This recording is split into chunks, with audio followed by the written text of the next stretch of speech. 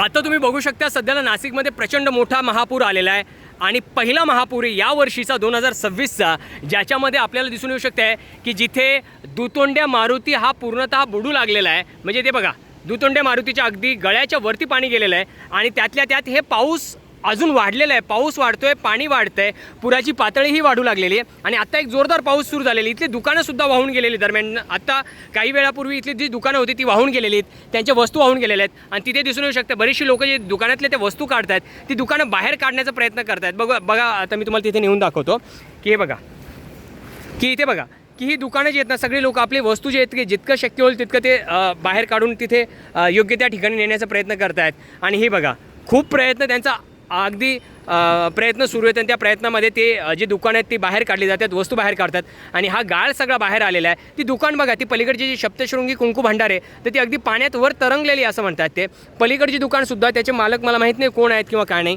परंतु कदाचित ते त्यांना कदाचित कल्पना नसावी की माहीत नाही, पण त्यांनी सगळ्या वस्तू काढलेल्या आहेत।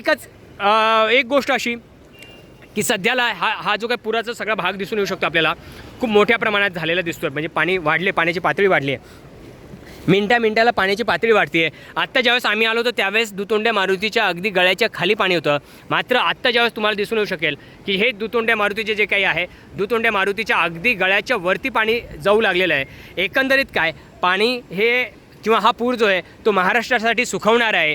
आनंदाची गोष्ट अशी की याच पाण्यावर मराठवाड्याची तहान भागली जाते, याच पाण्यावर शेतकरी आपल्या शेतीचं सगळे जे काही शेतकरी जो काही आपल्या या आतुरतेने या पाण्याची आणि या पुराची वाट बघतोय, या पावसाची वाट बघतोय, सगळं महाराष्ट्र, अर्ध महाराष्ट्र या पाण्यावर, म्हणजे या गोदावरीला जी नदी आहे तर आपल्या सगळ्यांनाच माहीत असेल या गोदावरी नदीचं पाणी थेट कुठपर्यंत जातं। एकंदरीत काय सध्याला पाऊस खूप मोठ्या प्रमाणात आहे आणि पाणीही खूप मोठ्या प्रमाणात वाढलेलं आपल्याला दिसून येत आहे।